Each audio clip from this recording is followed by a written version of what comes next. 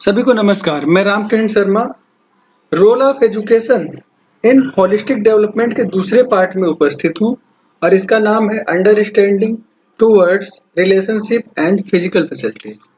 समझ, संबंध और सुविधा के प्रति। संबंध और सुविधा के प्रति समझ, यह है टॉपिक का नाम। कल जो बात हुई थी उसको जल्दी से हम रिवाइज कर लेते हैं, फिर आगे बढ़ते हैं। तो प्रस्ताव है। प्रस्ताव जो भी हमारे यहाँ सिचुएशन है, जो भी कहा जा रहा है वो एक प्रस्ताव है। उसको ऐसे ही अज्यूम नहीं कर लेना है, क्योंकि हम मानव हैं। मानव में जानने की क्षमता है। हम पशु नहीं है, क्योंकि पशु तो मानते हैं। जानने की क्षमता मानव में हो, इसलिए केवल मानवों को जानने की क्षमता है, इसलिए मानव को जानना चाहिए। जानकर समझकर फिर एक उसके अकॉर्डिंग काम करना चाहिए, मतलब समझदार होना चाहिए। तो कोई भी प्रस्ताव कोई भी कंडीशन है उसको प्रस्ताव के तौर पर लें। उस प्रस्ताव को मानने के बजाय जांचेंगे कैसे? नेचुरल एक्सेप्टेंस के आधार पर वेरीफाई करें। अब ये नेचुरल एक्सेप्टेंस और एक्सेप्टेंस, क्योंकि ये तो कर सकते हैं कि अपने एक्सेप्टेंस के आधार पर तो वेरीफाई कर ही सकते हैं। तो अपना एक्सेप्टेंस या नेचुरल एक्सेप्टेंस दोनों में डिफरेंशिएट कैसे करेंगे? तो नेचुरल मतलब जो नेचुरली सबको एक्सेप्टेबल हो, वही नेचुरल एक्सेप्टेंस है। और एक्सेप्टेबल का मतलब वो मैंने अपने ज्ञान के द्वारा, मेरे अभी तक की जो समझ है उसके द्वारा जो मेरे पास की है उसको मैं यूज कर रहा हूँ, इस्तेमाल कर रहा हूँ। तो एक्सेप्टेंस और नेचुरल एक्सेप्टेंस दो वर्ड हैं। जैसे मैं कहूँ कि क्रोध करना, तो क्रोध करना नेचुरली एक्सेप्टेबल है, तो क्रोध तो करते हैं। क्रोध करते हैं इसका मतलब वो स्वीकार है, तभी तो कर रहे हैं। क्रोध कोई कर रहा है इसका मतलब वो उस समय उस स्थिति में सुखी रहना चाह रहा है, या उसको उसमें सुखी महसूस हो रहा है, क्योंकि मनुष्य अपने सुख के लिए ही सारे कार्य करता है। इसका मतलब उस क्रोध में उसको सुख महसूस हो रहा है, तो क्रोध करना उसके लिए स्वीकार्य है, लेकिन वो नेचुरली एक्सेप्टेबल नहीं है। अगर आप सभी से पूछिए कि क्या क्रोध ठीक है, तो बताएंगे क्रोध ठीक नहीं है। तो एक्सेप्टेंस और नेचुरल एक्सेप्टेंस में ये डिफरेंस समझ में आता है। इसी तरह से भोजन शरीर को चाहिए, तो शरीर के पोषण के अर्थ में चाहिए। अब ये नेचुरली एक्सेप्टेबल है कि नहीं है? तो हाँ, भोजन शरीर के पोषण के अर्थ में चाहिए, तो ये नेचुरली एक्सेप्टेबल है। तो ये नेचुरल एक्सेप्टेंस है, ये सबका है, क्योंकि ये सबका है। सभी से एक ही आंसर आएगा। अच्छा, भोजन ऐसा करना है जो शरीर के अर्थ में ना हो, शरीर के पोषण के अर्थ में ना हो। अब ये नेचुरली एक्सेप्टेबल है कि नहीं है? तो उसको देख पाएंगे, नहीं नहीं, ये तो नेचुरली एक्सेप्टेबल नहीं है। ठीक है, मेरा एक्सेप्टेंस हो सकता है कि मैं कोई ऐसी चीज बाहर जाकर खा लूं जो मेरे शरीर को नुकसान कर सकता है, टेस्ट के आधार पर मैं खा सकता हूँ। लेकिन नेचुरली किसी को एक्सेप्टेबल नहीं है कि वो कोई चीज खा ले उससे उसका शरीर का नुकसान हो। तो ये धीरे धीरे अपने में ये प्रस्ताव की एक प्रक्रिया संवाद के रूप में चलाते हैं। यह संवाद धीरे धीरे मेरे और आपके बीच में चलेगा, फिर धीरे धीरे आप में ये चलना स्टार्ट होगा। कहीं समस्या आएगी तो फिर मैं आपकी हेल्प के लिए तैयार रहूंगा। क्वेश्चन ये था, शिक्षा की भूमिका है क्या? तो शिक्षा की भूमिका मानव में निश्चित आचरण में जीने की योग्यता विकसित करना। इसके लिए तीन बातें, हिंसक पशुओं का भय, प्राकृतिक आपदा का भय, या मानव के अमानवीय व्यवहार का भय। इन तीनों में कौन सा भय प्रमुख दिखाई देता है?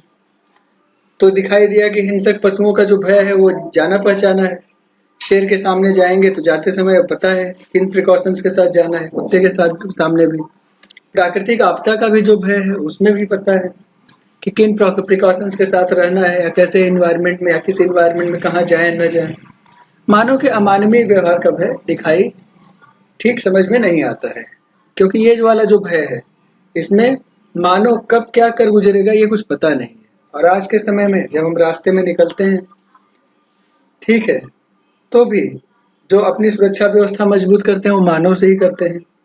हम जब कोई भी कार्यक्रम बनाते हैं तो उसमें भी जो हम अपनी सिक्योरिटी का हिसाब किताब रखते हैं वो मानव से ही रखते हैं। आज के समय में जितनी भी चीजें हैं, हम घर में हैं, घर के बाहर हैं, कहीं भी हैं, मानव से ही डर लगता है। और वो वाला डर सबसे ज्यादा प्रमुख दिखाई देता है, क्योंकि मानव कब अमानवीय व्यवहार करेगा। बाहर का क्यों बात करें, घर के अंदर भी अपने बच्चे के साथ पता नहीं कैसे कैसे, अपनी पत्नी के साथ, अपने पति के साथ, अपने परिवारजनों के साथ किस तरह का अमानवीय व्यवहार होता है, इसके बारे में सब जानते हैं। और एक दूसरे के घर में, अपने अपने घर में सबने देखा हुआ है, एक दूसरे के साथ उसको शेयर करने का कोई मतलब नहीं है यहाँ पर। इस तरह से मानव के अमानवीय व्यवहार का जो भय है वो सबसे ज्यादा है। और घर में जो सहता है उससे पूछिए तो उस भय को बताते समय शरीर के जो रोंगटे खड़े हो जाते हैं वो कोई और समझ नहीं सकता, जान नहीं सकता। ठीक है, तो ये भय बढ़ रहा है या घट रहा है, लेकिन साक्षरता तो बढ़ रही है। साक्षरता बढ़ने के साथ अमानवीय व्यवहार भी का भय भी तो बढ़ रहा है। कहीं ऐसा तो नहीं आज की शिक्षा व्यवस्था में कोई कमी है। ठीक है, सुप्रीम कोर्ट ने 4 जुलाई 2013 को ऐसा कहा कि भाई 1947 से 2011 तक लिटरेसी रेट 12% से 74% हो गया, लेकिन वैल्यूज लगातार डिक्लाइन करती चली गई। तो उनका ये कहना था कि कहीं ऐसा तो नहीं कि जो ऑब्जेक्टिव्स थे उनको आज का एजुकेशन सिस्टम पाने में फेल हो गया है, कहीं ऐसा तो नहीं कि इसको ठीक से या फिर से रिफॉर्म करने की आवश्यकता है, या ह्यूमन बिहेवियर के तौर पर इसको ठीक से ठीक करने की आवश्यकता है। ह्यूमन कंडक्ट को जब देखने जाते हैं तो ये समझ में आता है कि भाई पेड़ पौधों का कंडक्ट तो वैसा ही है जैसा बीज है, बीज जो बोते हैं वैसे ही पेड़ निकलता है। तो नीम के बीज का नीम का ही पेड़ बनता है। गाय में गाय का जो बच्चा है वो गाय ही होगा। ठीक है, मतलब इस वंश का जो बच्चा होगा।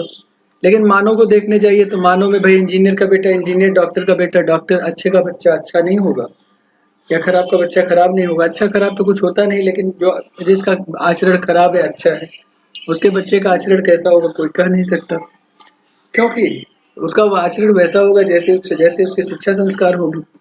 शिक्षा संस्कार का मतलब आज की शिक्षा व्यवस्था ऐसा मुझे समझ में नहीं आता है, इसी पर तो हमें बात करनी है। तो शिक्षा संस्कार की जो भूमिका है वो तो एक चीज क्लियर हो गई कि निश्चित मानवीय आचरण में जीने की योग्यता विकसित करना, क्योंकि अमानवीयता का भय अभी दिखाई देता है। और फिर ये भी देख पाते हैं कि शिक्षा संस्कार पर ही मनुष्य पूरा उसका कंडक्ट डिपेंड करता है। क्यों? क्योंकि बाकी सबका कंडक्ट फिक्स्ड है, लेकिन मनुष्य में जैसा शिक्षा संस्कार होगा वैसा ही वो बनेगा। इसलिए अच्छा, अब इस शिक्षा संस्कार के लिए कौन रिस्पॉन्सिबल है, पेरेंट, टीचर या सोसाइटी? तो हम ये देख पाते थे कि पहले पहले टीचर तो पेरेंट ही हैं, फिर धीरे धीरे वो टीचर्स के पास वो कन्वर्ट होता है जो स्कूल में टीचर्स होते हैं, और फिर सोसाइटी से जो इनपुट मिलता है वहां से भी बहुत सारी चीज सीखने के लिए तैयार होती है। तो पेरेंट लेवल पर शुरू के 3 4 5 साल तक बच्चे के साथ रहकर उसमें निश्चित मानवीय आचरण के साथ जीने की थोड़ी योग्यता विकसित करना स्टार्ट करते हैं। वो सही गलत समझ जाए, समझदार जिम्मेदार होने लगे। धीरे धीरे आगे वो जैसे जैसे सोसाइटी में आगे बढ़ता जाएगा वो उतने ही इनपुट लेगा जितने की आवश्यकता होगी, क्योंकि उसको पता होगा क्या ठीक है क्या ठीक नहीं है। तो ऐसा लगता है कि शिक्षा संस्कार की जो भूमिका है वो ठीक ठीक समझ विकसित हो जाए और निश्चित मानवीय आचरण के साथ जी सकें, और इसी क्रम में स्टार्ट करते हैं। अब जो पीछे बात कही गई थी उसको याद कर लेते हैं कि जो भी कहा जाएगा वो एक प्रपोजल है, तो उसको प्रपोजल के तौर पर लें और अपने नेचुरल एक्सेप्टेंस में उसको वेरीफाई करके देखें। तो कहते हैं कि क्या मानवीय संबंध महत्वपूर्ण है? अब एक प्रपोजल है आपके लिए। जब आप वीडियो देख रहे हैं तो अपने में प्रपोजल चलाइए, वीडियो रोक कर देखिएगा। मैं तो इसको आगे मैं कंटिन्यू कर देता हूँ। तो क्या मानवीय संबंध महत्वपूर्ण है? तो जब इस क्वेश्चन को और दूसरे तरीके से देखते हैं कि कोई कोई ऐसा है क्या जो चाहता है कि वो मानवीय संबंध में न रहे, वो विरोध पूर्वक रहे, तो उसका उत्तर दिखाई देता है कि नहीं, विरोध पूर्वक तो नहीं रहना चाहते हैं, संबंध पूर्वक ही रहना चाहते हैं। इसका उत्तर कभी कभी ऐसा भी हो सकता है कि कोई संबंध पूर्वक नहीं रहना चाहता है, तो जो संबंध पूर्वक नहीं रहना चाहता है तो वो दूसरों से इंटरेक्ट करता है क्या, तो उसको नहीं करना चाहिए। लेकिन किसी न किसी के संबंध में तो रहता ही होगा। इसका मतलब जब वो संबंध में रहता है तो उसका दुख उसको मिलता है, क्योंकि मनुष्य जो चाहता है वो हो तो उसका सुख मिलता है, वो ना हो पाए तो उसका दुख मिलता है। तो अगर मनुष्य संबंध पूर्वक वहां पर विरोध पूर्वक जी रहा है तो उसको उसका सुख मिलना चाहिए हर जगह, और जहां पर संबंध पूर्वक रह रहा है उसका दुख मिलना चाहिए, लेकिन वो मनुष्य किसी न किसी के साथ संबंध पूर्वक तो रहता ही होगा। इसी तरह से कहें कि भाई ये भी कह सकते हैं कि मैं तो सुखी ही नहीं होना चाहता, आप क्या करेंगे? तो सुखी नहीं होना चाहते तो उस कंडीशन में जब आप सुखी नहीं होते हैं तो कैसा महसूस करते हैं? क्योंकि मनुष्य जैसा चाहता है वैसा हो जाए तो उसको सुख मिलता है। तो सुखी नहीं होना चाहता है तो सुखी नहीं होगा तो कैसा महसूस करेगा? सुखी महसूस करेगा या दुखी महसूस करेगा? तो कॉन्ट्राडिक्शन अपने आप समझ में आने लगता है। तो इससे समझ में आता है कि जो मानवीय संबंध है वो महत्वपूर्ण है। हम सबकी चाहना क्या है इसको मैं अपने में जांच कर देख सकते हैं। तो जब अपने में जांचने जाते हैं तो क्या हम सुखी होना चाहते हैं? तो उत्तर तो आता है कि हाँ, हम सुखी होना चाहते हैं। मैं अभी वही कह रहा था। कुछ लोग कह सकते हैं हम सुखी नहीं होना चाहते, तो वो दुखी होते हैं तो उसमें उनको सुख मिलता है कि नहीं मिलता है? क्योंकि मनुष्य की चाहना पूरी हो तो उसका सुख उसको मिलता है। क्या हम समृद्ध होना चाहते हैं? इसका भी उत्तर दिखाई देता है। कोई ऐसा है जो गरीबी में रहना चाहता है या समृद्ध पूर्वक नहीं रहना चाहता है? सभी ये चाहते हैं कि उसकी जो रिक्वायरमेंट्स हैं वो पूरी होती रहें। तो सभी सुखी होना चाहते हैं, सभी समृद्ध होना चाहते हैं। क्या हम सुख और समृद्धि में निरंतरता चाहते हैं? तो थोड़े थोड़े समय के लिए लोग दुखी और सुखी नहीं रहना चाहते हैं, या थोड़े थोड़े समय के लिए समृद्ध रहे, थोड़े समय के लिए समृद्ध न रहे, ऐसा भी नहीं चाहते। निरंतरता तो चाहते ही। इन तर्कों से ये समझ में आता है कि हम सुखी होना चाहते हैं, हम समृद्ध होना चाहते हैं और उसमें निरंतरता चाहते हैं। ये तो हो गया डिजायर, क्या चाहते हैं। अब है क्या? तो क्या हम सुखी हैं? तो ऐसा दिखाई देता है कि हम सुखी नहीं हैं। पहले की अपेक्षा बहुत सारी सुविधाएं बढ़ी हैं, पहले की अपेक्षा बहुत सारा धन भी बढ़ा है, लोगों का जीव जो लाइफ स्टेटस ऑफ लाइफ है वो काफी बढ़ा है। इसके बावजूद लोगों में सुख की गिरावट आई है। समाज में जब भी जाइए लोग कहते हैं आजकल के वैल्यूज गिरते जा रहे हैं, समाज में क्या हो रहा है, क्या इस समाज में जीने लायक नहीं रह गया है। सभी के पास ढेर सारा धन होता जा रहा है, फिर भी इस तरह की बातें समाज में देखने को मिल रही हैं। मानव को मानव से भय है, अपने पास भी धन है तो उसकी वजह से भी दुखी दिखाई दे रहे हैं, पता नहीं क्या होगा अगले क्षण। ऑफिस से निकलते हैं तो लौट के आएंगे कि नहीं ये भी पता नहीं रहता है। जीवन में किस तरह से हम सुखी हों इसके कार्यक्रम बनाते हैं और फिर भी सुखी नहीं हो पाते, इतना सारा धन होने के बाद भी। फिर जहां पर हम काम करते हैं, जहां से हम सुख के लिए सुविधाएं इकट्ठा करने के लिए जॉब कर रहे हैं, वहां से भी जब हम आते हैं तो वहां पर ढेर सारा हम काम कर रहे हैं, वो जो काम कर रहे हैं उसमें भी सुख महसूस नहीं होता। पता नहीं वहां पर किस तरह की बात होती है, नहीं होती है। ठीक है, तो अभी सुखी दिखाई नहीं दे रहे हैं। फिर समृद्धि की बात करते हैं, क्या हम समृद्ध हो गए हैं? तो वही ढेर सारा धन कमाते जा रहे हैं, ढेर सारी फैसिलिटीज इकट्ठा कर लिया है और जो स्टेटस ऑफ लाइफ है वो भी बढ़ा है, फिर भी अपने में समृद्धि का भाव नहीं आया है। समृद्धि का भाव नहीं आने का मतलब साफ साफ है कि अभी और धन की लालसा है। समृद्ध हो गए होते तो ये पता हो गया होता कि जहाँ जो हमने अचीव कर लिया है वो ठीक है हमारे लिए, लेकिन जो अचीव कर लिया है उस पर न रुक कर उसके आगे के बारे में भी विचार चलता रहता है कि और पाले, तो समृद्धि भी दिखाई नहीं देती है।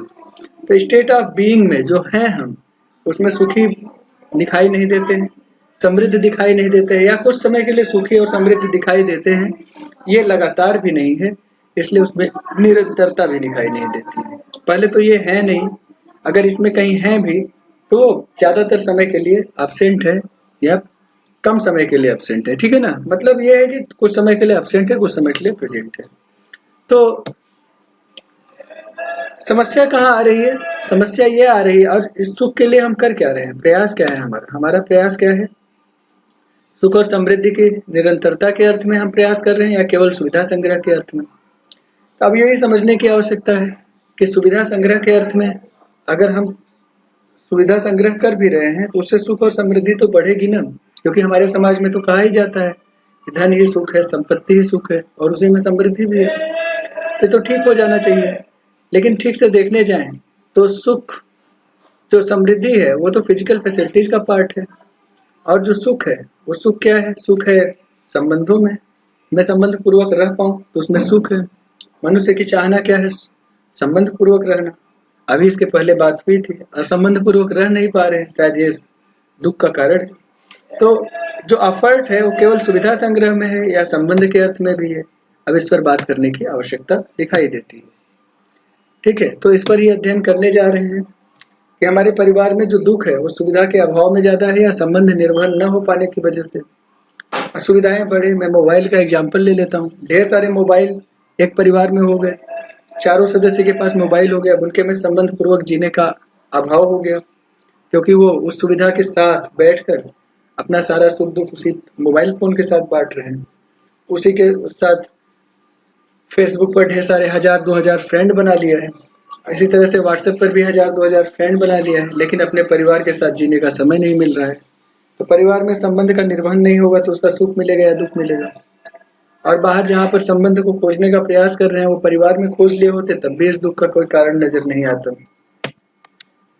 सुविधा के लिए और भी एग्जाम्पल्स ले सकते हैं, तो दुनिया भर की एग्जाम्पल है, अलग अलग तरह की टेक्नोलॉजी है, सब पे प्रयास हो रहा है, वहां से सब इकट्ठा कर रहे हैं, लेकिन संबंध का निर्वहन वहां पर दिखाई नहीं दे रहा है। और सुविधा जुटाने के लिए कितना समय और प्रयास लगा रहे हैं वो भी हम देख सकते हैं। तो हम देखने जाते हैं तो समझ में आता है कि हम फिजिकल फैसिलिटीज सुविधा को जुटाने में तो पूरा समय और प्रयास लगा रहे हैं, और संबंध निर्वहन के लिए जो प्रयास है वो बहुत कम है। अब संबंध निर्वहन के लिए जो प्रयास है उसको मैं इस तरह से एक्सप्लेन कर सकता हूँ कि जब मैं कहीं पर मैं जॉब करता हूँ और वहां से कोई निमंत्रण आता है, तो जब मैं जाने लगता हूँ तो मैं अपनी पत्नी को भी समझाता रहता हूँ, ऐसे बिहेव करना, वैसे बिहेव करना। वहां पर भी कॉलेज वाला जो भाव होता है, जो जॉब वाला भाव होता है, वो वहां पर दिखाई देता रहता है। इस तरह के जो भाव है उससे जब मैं जाता हूँ वहां पर तो बात कर ले जाता हूँ। मेरा मेरी पत्नी के साथ संबंध था, उस संबंध का ठीक ठीक निर्वहन तब होता है जब वो भी अपने हिसाब से बिहेव करती है, हम अपने हिसाब से बिहेव करते हैं। इसके अलावा और भी संबंध निर्वहन का एग्जाम्पल ले सकते हैं। किसी की शादी में गए, अब शादी एक अच्छा खासा कार्यक्रम है और पूरे विधि विधान के साथ एक पूजा जैसा प्रोग्राम होता है। वहां पर गए और वहां पर थोड़े समय रहकर और फिर अटेंडेंस देकर वापस चले आए। संबंध निर्वहन हुआ कि नहीं, अब इस पर विचार करने का समय है। कितना समय और प्रयास उस पर लगा रहे हैं। किसी को आपकी आवश्यकता है, आप कितना समय उसके साथ दे रहे हैं, कितना, या आप लोग उसके साथ बस यही बात कर लेते हैं कि किसी चीज की जरूरत हो तो मुझे बता देना। ये संबंध निर्वहन का आधार है, कहीं ऐसा तो नहीं है। ठीक है, किसी कोई संबंधी है उसको बड़े गिफ्ट देना, संबंध को बढ़ावा देना है, ऐसा आप सोच रहे हैं। तो इस तरह से सुविधा से ही संबंध को पूरा करने का प्रयास हो रहा है, और संबंध के लिए जो समय हो बहुत कम दे पा रहे हैं, ऐसा दिखाई देता है। तो ये भी समझ में आता है कि जो दुख का कारण है वो संबंध का निर्वहन न होने की वजह से ज्यादा है। सुविधा के लिए तो पूरा प्रयास कर रहे हैं ताकि सुख बढ़े, लेकिन सुख हो ही नहीं पा रहा है। क्यों? क्योंकि संबंध का निर्वहन नहीं हो पा रहा है। इसलिए अच्छा, मानव को देखने जाइए तो मानव के लिए सुविधा भी आवश्यक है और संबंध भी आवश्यक है। और मानव और पशु के बीच में यही तो मूलभूत अंतर है कि सुविधा पशु के लिए आवश्यक है लेकिन मनुष्य के लिए भी आवश्यक है। अगर पशु को सुविधा मिल जाए तो उसमें तृप्त हो जाता है, तो उसके लिए सुविधा आवश्यक भी है और पूर्ण भी है। लेकिन मनुष्य को देखने जाइए तो मनुष्य के लिए सुविधा आवश्यक तो है पर पूर्ण नहीं है। ठीक है, तो क्योंकि पशु को जैसे ही उसकी सुविधा मिल जाती है उसका शरीर आराम में आ जाता है। ठीक है, जैसे गाय को पेट भर घास मिल जाए तो आराम से जुगाली करती दिखाई देती है। ठीक है, और भी पशुओं को देख लीजिए, अगर उनका पेट भर जाए तो आराम में आ जाते हैं। लेकिन अगर मनुष्य को सुविधा का अभाव होता है तो परेशान और दुखी होता है, लेकिन सुविधा मिल जाए तो उसके बारे में भूल जाता है, वो परेशानी खत्म तो अगली 100 नई चीजों के बारे में सोचने लगता है, तो फिर उसकी परेशानी और दुख और बढ़ने लगता है। इस तरह से मनुष्य दुख के नए नए आयाम खोजते रहता है। अपने में जांच कर देखें कि इस बात से क्या रोज खुशी होते हैं कि आपको भरपेट भोजन मिल रहा है, क्योंकि पशु तो सुख में आ जाता है। तो अगर पशु सुख में आ जाता है उतने भोजन से और मैं नहीं आ पा रहा हूँ, मेरी महत्वाकांक्षा बढ़ रही है और मैं फिर भी परेशान और दुखी हूँ, तो पशु तो मेरे से ज्यादा सुखी दिखाई देता है। अब ये समझने की आवश्यकता है। इसलिए मानव के लिए देखें तो सुविधा भी आवश्यक है और संबंध भी आवश्यक है। संबंध को पूरा करेंगे तो उसमें सुख दिखाई देता है, लेकिन अब उस सुख के लिए ठीक ठीक संबंध को और सुविधा को ठीक ठीक देख पाए। अब सुविधा पशु के लिए आवश्यक भी है और पूर्ण भी है, मानव के लिए आवश्यक है पर पूर्ण नहीं, क्योंकि वो संबंध पूर्वक भी उसको जीना है। संबंध कहाँ है? संबंध भाव में दिखाई देता है। तो जिस तरह का मैं संबंध जीने जाऊंगा, क्योंकि अभी भी मनुष्य संबंध को तो समझता ही है, लेकिन जिस तरह से वो संबंध को समझता है उसी तरह से जीने भी जाता है। इस संबंध की पूर्ति के लिए या सुख की पूर्ति के लिए या विश्वास की पूर्ति के लिए या सम्मान की पूर्ति के लिए वो अलग अलग तरह की फिजिकल फैसिलिटीज से इसकी पूर्ति करने का प्रयास कर रहा है। संबंध मानव और मानव के बीच में है और उस संबंध को मजबूत करने का जो आधार बन रहा है वो फिजिकल फैसिलिटीज बन रही हैं, छोटे गिफ्ट, बड़े गिफ्ट। ठीक है, इस तरह की बातें हो रही हैं, अमीर है गरीब है, इस तरह की बातें हो रही हैं।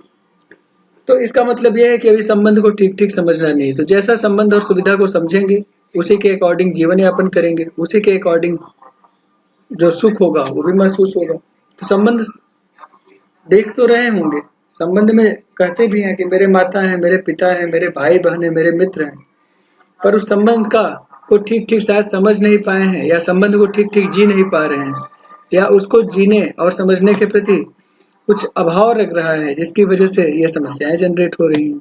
तो मनुष्य को देखने भी जाएं तो 100 और चीजों के बारे में क्या सोचता है वो, तो 100 और चीजों के बारे में अगर सोचने देखने जाएं, एक तो संबंध में वो भाव खोजता है, तो ठीक ठीक भाव मिल जाए तो संबंध को रिकॉग्नाइज कर लेता है। ठीक है, तो मेरा मित्र है, अगर वो मुझे भाव देगा या मेरे साथ ठीक व्यवहार करेगा तो मेरा उसका संबंध दिखाई देने लगता है।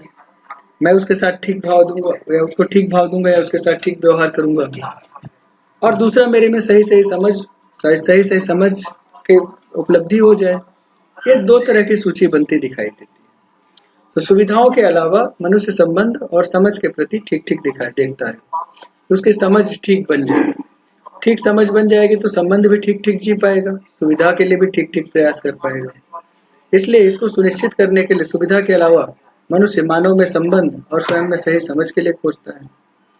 अगर मनुष्य की चाहना को पहचाने तो सभी के साथ संबंध पूर्वक वो जीना ही चाहता है और संबंध पूर्वक जी कर सुखी होता है। इसलिए संबंध मनुष्य के लिए तो आवश्यक है ही। अब इसको जांच कर देखने की आवश्यकता है कि आपकी चाहना संबंध पूर्वक जीने की है या विरोध पूर्वक जीने की है। अगर ये मान ही रखा है कि विरोध पूर्वक जीने की है, तो विरोध पूर्वक जीने में आप जाएंगे तो फिर वैसा जीते हुए सुखी होते हैं या नहीं होते, या सुखी ही नहीं होना चाहते हैं तो सुखी नहीं होते हैं तो सुखी होते हैं कि नहीं, ये भी देखने की आवश्यकता है। तो जो चाहना है विरोध पूर्वक जीने की है तो विरोध पूर्वक ही जीना चाहिए, सबके साथ ऐसा होना चाहिए। अगर सबके साथ ऐसा नहीं जी पा रहे हैं, इसका मतलब विरोध पूर्वक जीने की चाहना सब जगह दिखाई नहीं देती है। इसका मतलब कुछ जगह संबंध को पहचान रखा है, वहां पर जीने की आवश्यकता दिखाई दे रही है। इसलिए ऐसा लगता है कि मेरी चाहना तो संबंध पूर्वक जीने की है, लेकिन बहुत सारी जगह मैं विरोध पूर्वक जीने के लिए अभ्यस्त हो गया हूँ, तो उसको ठीक करने की भी आवश्यकता दिखाई देती है। तो मूलतः मानव के लिए सुविधा और संबंध दोनों ही आवश्यक हैं, लेकिन उसके प्रति ठीक ठीक समझ बन जाए तो ज्यादा ठीक दिखाई देता है। तब मनुष्य में जो तीसरी चीज दिखाई देती है वो समझ दिखाई देती है। समझ क्या है? वही ज्ञान जो पशुओं में नहीं होता है, जो पेड़ पौधों में नहीं होता है, जिसकी बात पिछले वीडियो में भी कर रहे थे, इसके शुरू में भी किया था कि भाई मनुष्य तो ज्ञान योनि है, उसमें जानने की क्षमता है, सही चीजों को समझने की क्षमता है। तो संबंध को भी ठीक ठीक समझ जाए, सुविधा को भी ठीक ठीक समझ जाए, किसी के कहने पर नहीं कि संबंध ये है सुविधा ये है, या सुविधा में संबंध है, या सुविधा में सुख है, या संबंध में सुख है, ऐसा किसी के कहने से नहीं, स्वयं में जांच कर देखें। स्वयं में जांचने का आधार क्या है? नेचुरल एक्सेप्टेंस के आधार पर देखें। तो नेचुरल एक्सेप्टेंस जब पूछने जाते हैं कि क्या संबंध पूर्वक जीने की चाहना है, तो सभी से जब पूछते थे नेचुरली सभी संबंध पूर्वक ही जीना चाहते हैं, इसलिए नेचुरल एक्सेप्टेंस संबंध पूर्वक जीना है। ये जो नेचुरल एक्सेप्टेंस है ये चाहना है, ये जो चाहना संबंध पूर्वक है वो हो नहीं पा रहा है, जिसकी वजह से दुख मिल रहा है। क्योंकि मनुष्य की चाहना नहीं पूरी होती है तो उसका दुख मिलता है। तो एक चीज ये भी समझ में आती है कि संबंध पूरा नहीं होने की वजह से दुख मिलता है, लेकिन ये कारण भी हमको नहीं पता है। मतलब मुझे बीमारी तो है, लेकिन वो बीमारी क्या है वो मुझे नहीं पता है। तो बीमारी क्या है वो अब समझ में आ रहा है कि संबंध के प्रति ठीक समझ नहीं बन रही है, या संबंध का निर्वहन न होने की वजह से दुख हो रहा है।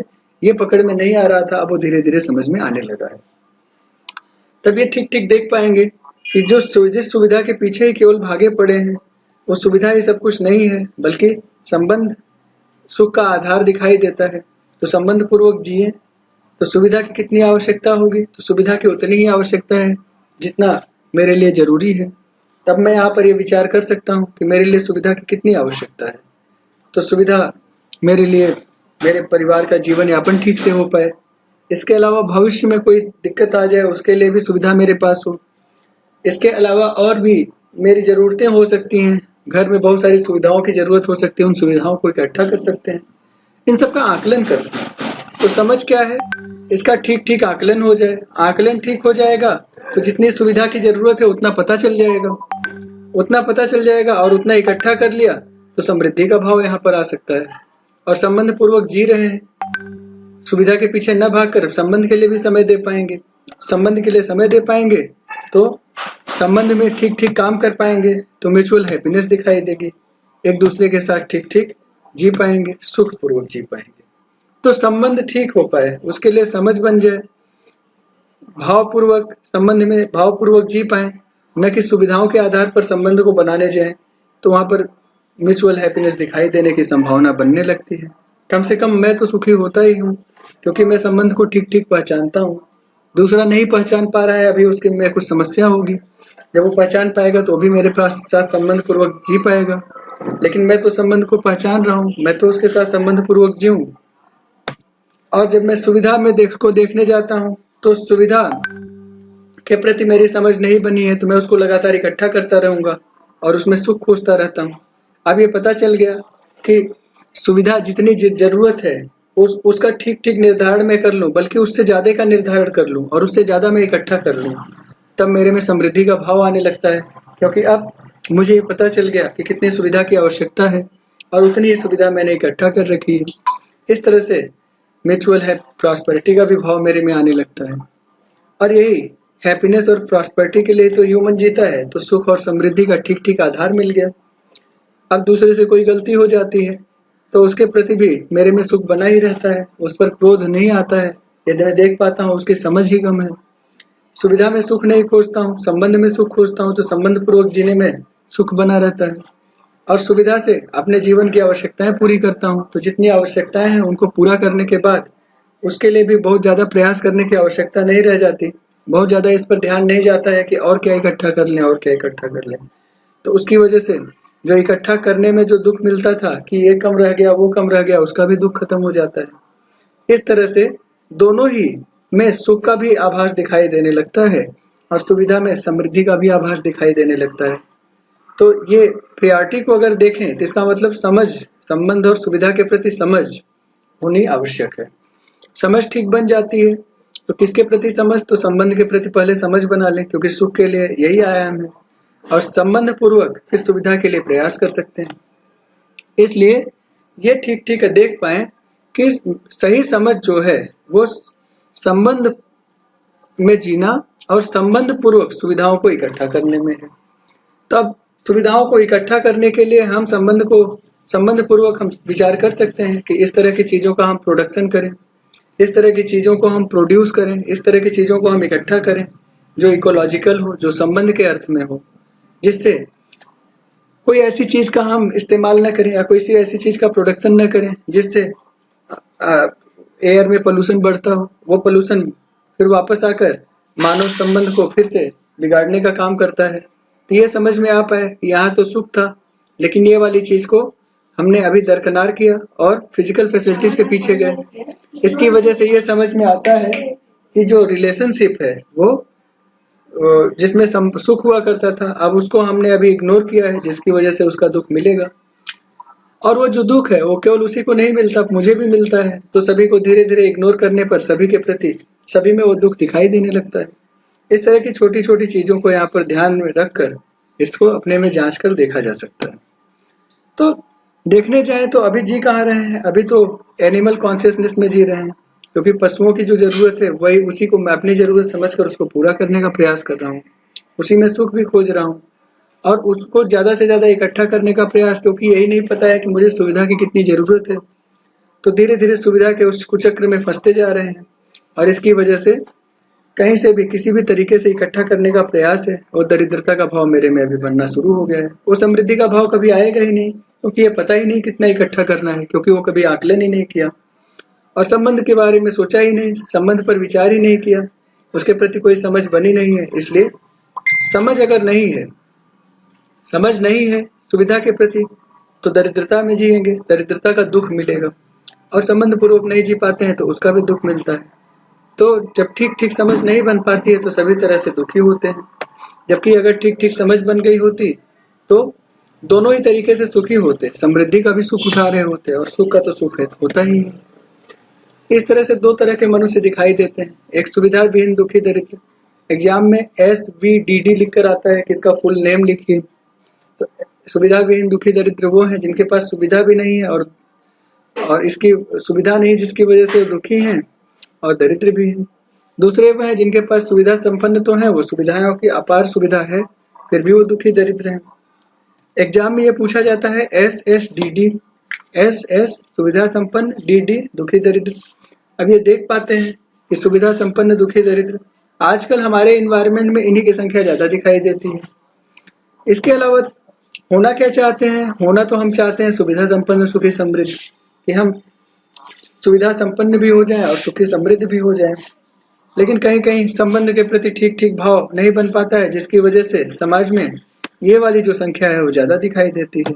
तो अगर क्वेश्चन अपने आप से पूछें, अपने में जांचने जाएं कि हम कौन सी पोजीशन पर हैं, फर्स्ट पर हैं, सेकंड पर हैं या थर्ड पर हैं, तो सुविधा के आधार पर ये दोनों का आकलन तो कर ही सकते हैं।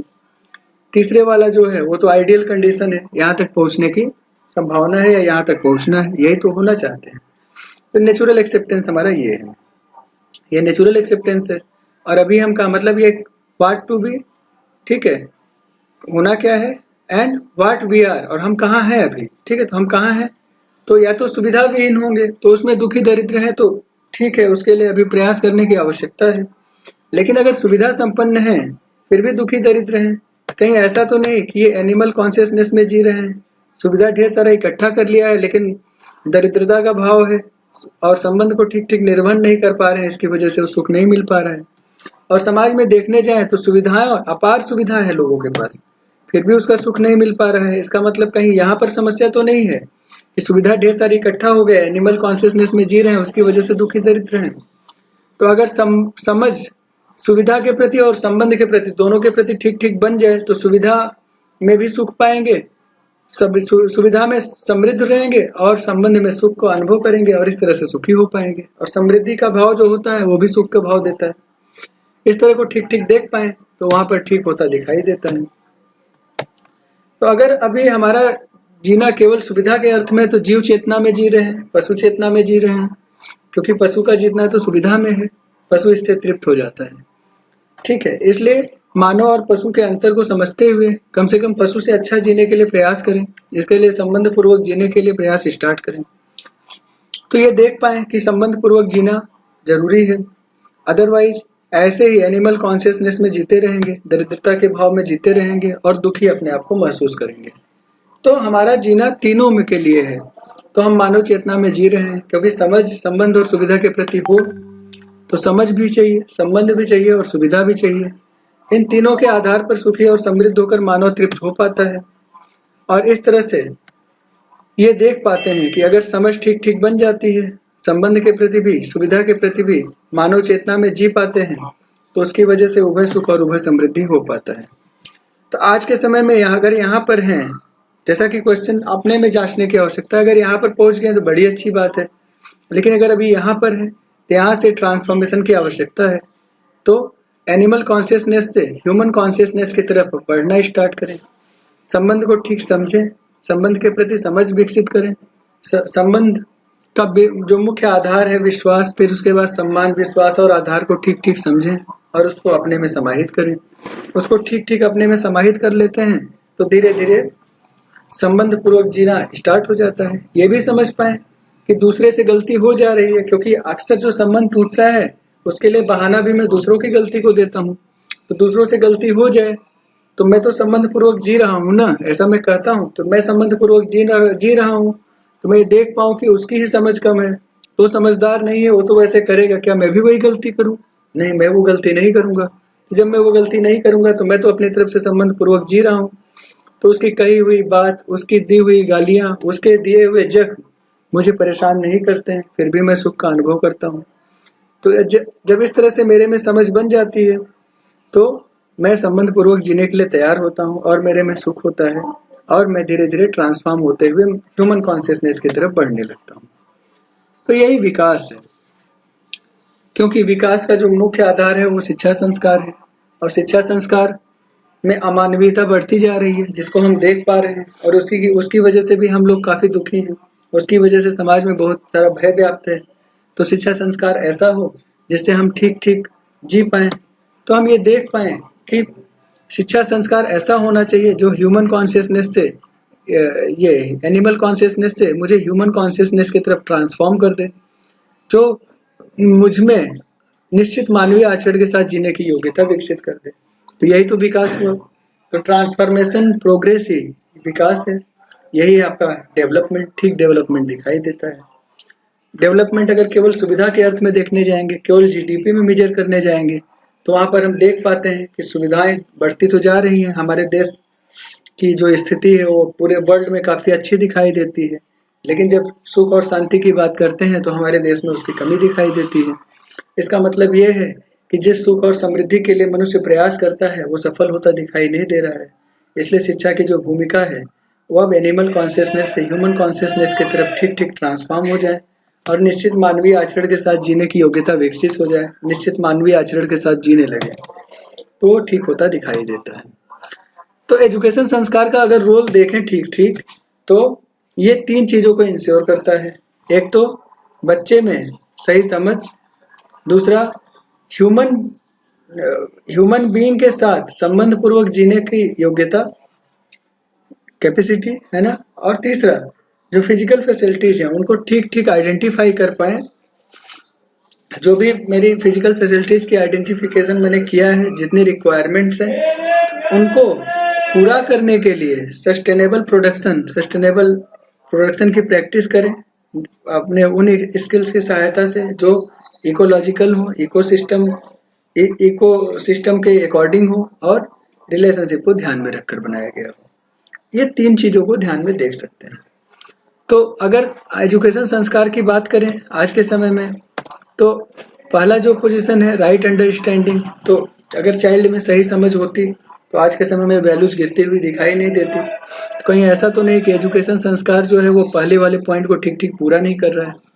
दूसरा, वो संबंध पूर्वक जीने की योग्यता विकसित कर पाए, अभी संबंध को भी शायद ठीक ठीक नहीं समझ पा रहे हैं। इसी वजह से तो मित्र मित्र का संबंध था, एक मित्र दूसरे मित्र से कुछ कह देता है तो वहां पर संबंध का अभाव दिखाई देने लगता है। ठीक है, यहाँ तक कि परिवार में जिस संबंध को सबसे ज्यादा महत्वपूर्ण समझा है, पिता पुत्र का संबंध या माता पुत्र का संबंध, तो वहां पर माता ने कुछ 2 बात कह दी तो पुत्र वो संबंध विच्छेद करके चला जाता है, क्योंकि उसको ऐसा लगता है कि माता अपनी तरफ से संबंध नहीं समझती। माता नहीं समझती, कोई बात नहीं, मैं समझता था कि नहीं, मैं समझदार हूँ तो मैं उनकी बात का बुरा नहीं मानूंगा, मैं उनके साथ जीता रहूंगा कि चलो इनको संबंध की समझ कभी समझ में आएगी। तो शायद ये कॉम्पिटेंस नहीं बन पाया है। ये दूसरा वाला, इसका मतलब एजुकेशन संस्कार में कुछ कमी दिखाई दे रही है। और तीसरा कि स्किल्स पर काम कर सकें, ये स्किल्स पर कि जो भी मेरी नीड होगी उसको हम ठीक ठीक फुलफिल कर पाएंगे। अब उसके लिए अलग अलग तरह से प्रयास कर सकते हैं। आजकल जॉब लोग पाने के लिए ढेर सारा प्रयास करते रहते हैं, डिग्री चाहिए, जॉब चाहिए, यही एजुकेशन संस्कार का एक एम होकर रह गया है। सही समझ की बात नहीं होती है, संबंध पूर्वक जीने की बात नहीं होती है, बात होती है अच्छे मार्क्स की, टॉप करने की। ठीक है, तो कक्षा 9 में, 10 में, 11 में, 12 में टॉप कर गए हम। टॉप करने के बाद हम अच्छी जॉब कर रहे हैं, अच्छी जगह पहुंच गया, ढेर सारा पैसा हमने कमा लिया, फिर भी मुझे सुख नहीं मिलता। मैं परिवार के साथ संबंध पूर्वक जीने के लिए समय नहीं निकाल पाता हूँ। ठीक है, फिर परिवार में ढेर सारे झगड़े होते हैं तो मैं वहां पर भी अपने ऑफिस को ले आता हूँ और चिल्लाता रहता हूँ कि मैं ऑफिस से इतना काम करके आता हूँ, फिर यहाँ तुम्हारी भी सुनूं। इस तरह की बातें होती रहती हैं। इन सारी चीजों को मैं देखूं तो एजुकेशन संस्कार बस इतना ही हमें दे पा रहा है कि वो मेरे में एक अहंकार देता है। वो अहंकार क्या है कि मैं ऑफिस में काम करता हूँ, अच्छी ऑफिस में काम करता हूँ, मेरी सैलरी अच्छी है, और फिर मैं उस पर ये इकट्ठा करता रहता हूँ कि मैं तो तुम्हें सब दे ही रहा हूँ, तुम समझदार क्यों नहीं हुए। अपने बच्चे को सुविधा देने से वो समझदार थोड़ी हो जाएगा, अपने बच्चे में सही समझ विकसित करने से वो समझदार हो पाएगा, ये दिखाई देना चाहिए। तो रोल ऑफ एजुकेशन संस्कार, ये 3 पॉइंट जो हैं तीनों ठीक दिखाई देते हैं, लेकिन तीनों नहीं होता हुआ भी दिखाई दे रहा है। क्योंकि पहले दूसरे की बात तो मैंने कर ली, तीसरा ऐसा लगता है कि तीसरा तो पूरा ही हो रहा है, लेकिन मुझे ये भी ठीक दिखाई नहीं देता है।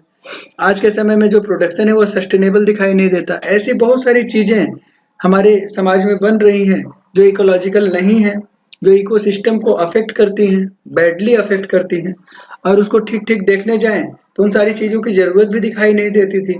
बहुत सारी सुविधाएं इकट्ठी करते चले जा रहे हैं और उन सुविधाओं की जरूरत भी नहीं थी। बहुत समय पहले बहुत सारी सुविधाएं बनी थी, उस समय उन सुविधाओं की जरूरत नहीं थी। आज के समय में जो सुविधाएं हैं उनको हम इस्तेमाल करने के आदी हो गए हैं। इस तरह से हम अपनी हैबिट में सुविधाओं को लेते जा रहे हैं और आगे जो हमारी तरफ से डिजायर या हमारी मांग सुविधाओं के प्रति बढ़ती जाएगी तो और सुविधाएं बनेगी। ये नेचर को किस तरह से एक्सप्लॉइट करता है ये भी हमने देखा है, पोल्यूशन लेवल किस तरह से बढ़ा था वो भी हमने देखा है। तो कहीं ऐसा तो नहीं है कि ये सस्टेनेबल प्रोडक्शन पर भी काम नहीं हो रहा है। तो ऐसी स्किल सीख नहीं पाए हैं या ऐसी प्रैक्टिस नहीं है कि सस्टेनेबल प्रोडक्शन कर पाए। इसलिए तीसरा वाला जो पॉइंट है वो भी ठीक दिखाई नहीं देता है। हाँ, अच्छा, तीसरे वाले पॉइंट में एक और जो चीज ठीक नहीं हो पाई वो है identify the needs of physical facilities. जो चीज हमें पाना है उसके बारे में हमको पता रहता है, तो हमारा एक एम होता है। हमारा एम क्या है? फिजिकल फैसिलिटीज इकट्ठा करना। कितनी? वो तो हमको पता होगा ना। हम बाजार जाते भी हैं तो उसमें भी हम मोल भाव करने में एकदम सक्षम रहते हैं कि हम 2 किलो चावल, 3 किलो आटा, 5 किलो ये ले आएंगे, ये हमारे लिए रिक्वायर्ड है। लेकिन जब फिजिकल फैसिलिटीज इकट्ठा करने की होड़ में जब हम लग जाते हैं, जब धन कमाने के बाद ये भी ले आओ, वो भी ले आओ, वो भी ले आओ, तो वहां पर हमें ये पता ही नहीं रहता हमें कितना ले आना है, बल्कि हमें ये पता रहता है कि हमें वो ले आने से समाज में हमारी स्टेटस क्या हो जाएगी। अब हम उससे कैलकुलेट करने लगते हैं। समाज के जो स्टेटस है वो सम्मान का भाव है। सम्मान सुख का पोर्शन है और उसको फिजिकल फैसिलिटीज से पूरा करने जा रहे हैं। और फिजिकल फैसिलिटीज को जरा देखिए, वो तो मटेरियल चीज है, आज है कल नहीं है। इस तरह से अच्छा, एक चीज है, अगर उसको सम्मान के लिए आपने खरीद लिया, एक गाड़ी खरीद लिया, तो वो जो गाड़ी है वो हमने, विश्व की सबसे अच्छी गाड़ी थी, उसको हमने खरीद लिया, अब वो मेरे सम्मान का द्योतक हो गया। अब हम कहते हैं कि सोसाइटी में हमारा सम्मान बढ़ गया। हमारा पड़ोस कल जो नई गाड़ी लॉन्च हुई उसको खरीद के ले आया, अब वो मेरे से ज्यादा अच्छी गाड़ी हो गई, क्योंकि वो लेटेस्ट लॉन्च हुई, नई ब्रांड की सबसे बेहतरीन गाड़ी है। उसकी स्पीड मेरे से 2 किलोमीटर प्रति घंटा ज्यादा देता है, उसका माइलेज जो भी हो उससे फर्क नहीं पड़ता है। लेकिन सम्मान के अर्थ में उसने खरीद लिया तो उसका सम्मान बढ़ गया, मेरा सम्मान कम हो गया, मैं दुखी महसूस करने लगा। तो सुविधा और सुख के प्रति यही सीधी सीधी बात है कि क्या मुझे उस गाड़ी की आवश्यकता है कि नहीं। अगर आवश्यकता है तो मैं खरीदूंगा, नहीं आवश्यकता है तो मैं नहीं खरीदूंगा। नहीं खरीदूंगा चूंकि मैंने सम्मान से नहीं जोड़ा है, इसलिए मुझे उसका दुख नहीं होगा। बहुत सारे लोग शौक बस खरीदते हैं, शौक भी सम्मान से ही जुड़ा हुआ है, लेकिन देख नहीं पाते हैं। शौक जो है वो सेंसेशन का भी पार्ट है, शरीर के सेंसेशन से जनरेट हुआ है। तो हमारे शरीर की इंद्रियों से प्रभावित हो रहा है, हमारे शरीर के जो हार्मोन्स हैं वो फैशन की तरफ भाग रहा है। तो फैशन की तरफ भागते हुए ये दिखता है कि रेसिंग बाइक पर चलना मेरा शौक है, उसको पूरा करना है। तो ये भी जब आधार बना लेते हैं तो इस तरह का जो आधार है वो भी सही समझ से प्रभावित होता हुआ दिखाई नहीं देता है। और इस तरह से जो फिजिकल फैसिलिटीज की नीड है वो कभी पूरी होती दिखाई नहीं देगी, क्योंकि शौक तो बहुत सारे होते हैं, वो धीरे धीरे वो एक शौक पूरा हुआ दूसरा जनरेट हो जाता है। मनुष्य की इच्छाएं कभी खत्म नहीं होती। तो अगर वो इच्छाओं क्या, उसको आशा में कहूंगा, एक्सपेक्टेशन कहूंगा, अपेक्षाएं, तो मनुष्य की अपेक्षाएं कभी खत्म नहीं होती हैं। तो वो अपेक्षाएं जैसे जैसे बढ़ती जाएंगी वैसे वैसे वो नई नई फिजिकल फैसिलिटीज के पीछे भागता जाएगा। और इस तरह से वो जब अगर फिजिकल फैसिलिटीज की नीड को पूरा नहीं कर पाया होगा, नीड को आइडेंटिफाई नहीं कर पाया होगा, तो उसका पूरा करने में भी अक्षम रहेगा, क्योंकि उसको पता ही नहीं कितना इकट्ठा करना है। और इस दौड़ में भागते रहेंगे। तो आज की जो शिक्षा व्यवस्था है वो पहले पॉइंट, दूसरे पॉइंट, तीसरे पॉइंट, तीनों को ही ठीक करती हुई दिखाई नहीं देती।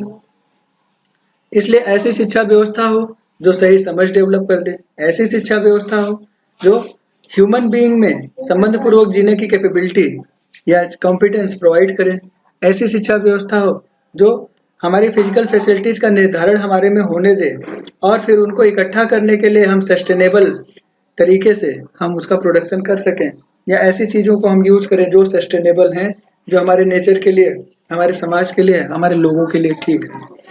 इन सारी चीजों पर ध्यान चला जाए। तो ये तीनों का जो पॉइंट्स हैं इनको ठीक करने की आवश्यकता है। तो हर मानव, तो अभी रोल ऑफ एजुकेशन अगर ठीक से देखने जाएं तो वो ट्रांसफॉर्मेशन इनेबल करना है, हर मानव को निश्चित मानवीय आचरण से युक्त करना, समझ, संबंध और सुविधा तीनों को सुनिश्चित करना है। अब यह शिक्षा संस्कार की जिम्मेदारी है। एग्जाम में लिख कर आएंगे तो ये एक डेफिनेशन के साथ जाएंगे, है ना। तो शिक्षा क्या है? ठीक ठीक समझना। और जो संस्कार क्या है? उसको जब अभ्यास करते हुए उसको जीने जाते हैं, तो जब जीने की तैयारी करते हैं, जीने जाते हैं, तो संस्कार होता है। दूसरा देखकर बता पाता है ये इसका संस्कार है। संस्कार को भी देखने जाएं तो संस्कार हमारे, जो हमारा संस्कार है वो पिछले संस्कार पर डिपेंड करता है। तो पिछला वाला जो संस्कार था और आज जो जी रहे हैं ये दोनों मिला दें तो नया संस्कार बनता है। तो कल तक मेरी समझ कम थी, आज थोड़ी समझ बढ़ी है, तो उसके हिसाब से मैं पिछले वाली जो संस्कार मैंने जिया हुआ है उससे कुछ सीखते हुए और आज मेरी जो समझ बढ़ी है उससे कुछ नई चीज अपने में इम्प्लीमेंट करते हुए धीरे धीरे अपनी समझ बढ़ा सकते हैं। जीने जाएंगे तो उससे मेरा संस्कार और ठीक होता हुआ दिखाई देता है। और इस तरह से जब मैं देखने जाता हूँ कि सही समझ के साथ संबंध पूर्वक और सुविधा को ठीक ठीक समझते हुए मैं सुख और समृद्धि में जीने जाता हूँ, मेरे में ये हो पाता है, मैं अपने में सुख और समृद्धि महसूस कर पाता हूँ, तब मैं अपने लेवल की व्यवस्था को समझकर उसमें ठीक ठीक जी पा रहा हूँ। और जब मेरे में ये हो पाता है तो मैं परिवार में भी ठीक ठीक जीने के लिए आगे जा पाऊंगा। परिवार में जीते हुए मैं छोटे परिवार से बड़े परिवार मतलब समाज की तरफ भी धीरे धीरे जीते हुए जा पाऊंगा। और मेरे जो व्यवस्था ये प्रकृति के और अस्तित्व के प्रति है, उसकी व्यवस्था को भी ठीक ठीक समझकर उसमें जी पाऊंगा। ये 4 लेवल में चीज़ों को मैं समझकर उन्हीं 4 लेवल में मैं जीने जाऊँगा। तो ये जो जब जीने जाऊँगा तो ये संबंध और सुविधा के अर्थ में इन चारों लेवल को ठीक-ठीक, इन चारों लेवल की व्यवस्था को ठीक-ठीक समझकर उसमें जीने जाऊँगा, तो उसमें उभय सुख और उभय समृद्धि दिखाई देता है। तो जब मनुष्य के फैलाव को देखेंगे तो यही 4 चीज़ें दिखाई देती हैं। अपने लेवल पर वो जीता है, अपने साथ-साथ वो परिवार के साथ भी जीता है, वो समाज के साथ भी जीता है और नेचर और एक्जिस्टेंस के साथ भी जीता है। इन सब के साथ उसका जीना है, इसलिए उन सबकी व्यवस्था को समझना आवश्यक है। उन सबकी व्यवस्था को समझकर उस व्यवस्था के अकॉर्डिंग ठीक-ठीक जी पाए, तो व्यवस्था के अर्थ में जिएगा तो उसका सुख मिलेगा। तब ये देख पाएगा कि सामने वाले की व्यवस्था में समझ कम है, तो जब उसकी व्यवस्था में समझ कम है तो वो मुझे कुछ कह रहा है, वो कह रहा है, वो उसकी तरफ से उसकी समझ की कमी है, मैं तो समझदार हूँ, तो मैं उस व्यवस्था को स्वीकार करता हूँ, उसमें अपने आप को ढाल पाता हूँ। लेकिन साथ ही साथ मेरा ये प्रयास रहता है वो व्यवस्था ठीक हो पाए। उसके लिए मेरा कार्य व्यवहार हमेशा सुनिश्चित रहने की आवश्यकता है। इसी तरह से जब परिवार में मैं व्यवस्था को देखने जाऊं, समाज में व्यवस्था को देखने जाऊं, नेचर और एक्जिस्टेंस में व्यवस्था को देखने जाऊं, तो सभी में जितने भी लोगों के साथ, जितनी भी चीज़ों के साथ मैं इंटरेक्ट करता हूं, उन सबके प्रति मेरे में संबंध का भाव होता है। और इस संबंध के भाव के साथ जब मैं जीने जाता हूं, तो मैं देख पाता हूं कि उन सबकी जो व्यवस्था है उसमें उनका पार्टिसिपेशन कितना है। अगर ठीक पार्टिसिपेट नहीं कर पा रहे हैं, ये उनकी समस्या है। मैं तो ठीक-ठीक पार्टिसिपेट कर पाऊँ इसके लिए मुझे अपने में प्रयास करने की आवश्यकता है। तो काम तो इंडिविजुअल लेवल पर अपने आप पर करना है और जीना सबके साथ है इन चारों लेवल पर। इन चारों लेवल पर फैलाव के साथ जीते हुए सुखपूर्वक और समृद्धपूर्वक जी सकते हैं, अगर मेरे में समझ, संबंध के प्रति और सुविधा के प्रति ठीक-ठीक बनी है। तो ये दूसरा टॉपिक आज समाप्त हुआ यूनिट 1 का। तीसरे लेक्चर में अगले टॉपिक के लिए फिर बात करेंगे। अभी यहीं पर इस लेक्चर को समाप्त करते हैं। कोई भी क्वेश्चन होगा तो मेरी ईमेल आईडी ramkrishna@gmail.com, मेरे कॉन्टैक्ट नंबर 7800696580 पर व्हाट्सएप करके या फ़ोन करके इन सब पर आप संपर्क कर सकते हैं, या तो यूट्यूब का जो वीडियो होगा वहाँ पर नीचे कमेंट बॉक्स में जाकर कमेंट कर सकते हैं। चलिए यहीं पर समाप्त करते हैं। आप सभी को नमस्कार।